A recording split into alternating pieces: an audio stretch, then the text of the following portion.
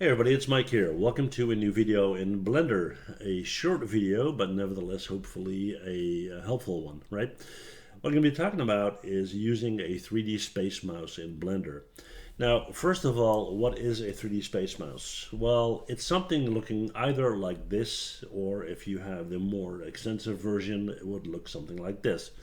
And it basically allows you to navigate in your software, not only Blender, but any software you use, so Maya, ZBrush, whatever, right?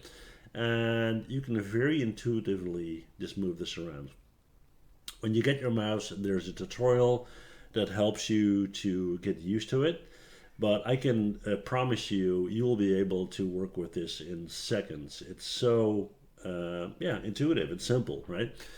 Now, the cool thing is that you don't have to have a keyboard interface for navigating, right? I mean, sure, you got all sorts of shortcuts, but for the navigating itself, I'm using the Space Mouse.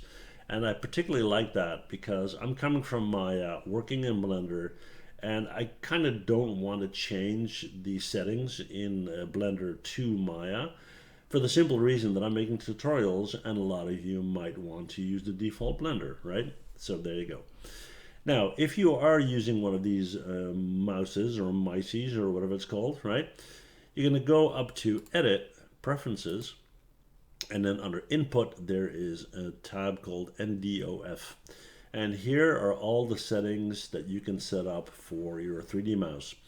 Now you can set up sensitivity for panning and orbiting. Dead zone is set to 0. Here in navigation you have free navigation, right, where you can just do whatever, or you can orbit, kind of what your preference is. And I encourage you to just try them out, right, and see what feels natural, to you. You can invert the zoom. That's what I did because I like to push forward and have the object move away, and pull towards myself and have it come back. By default, it's the other way around, so that's why I changed that, right?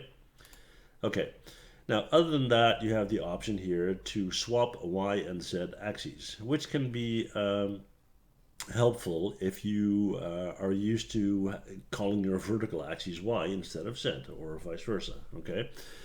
So yeah, this is how you set that up. I showed you what they look like. I'll put a link below so you can kind of read up on both models. And if you ever see me making videos where I'm doing stuff like this, then you now know that I'm using a space mouse, right?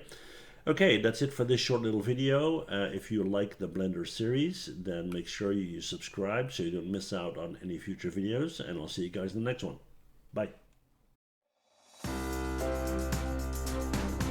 Well, thanks for watching, and before you go, please hit that MH button to subscribe, okay? See you guys next time. Bye.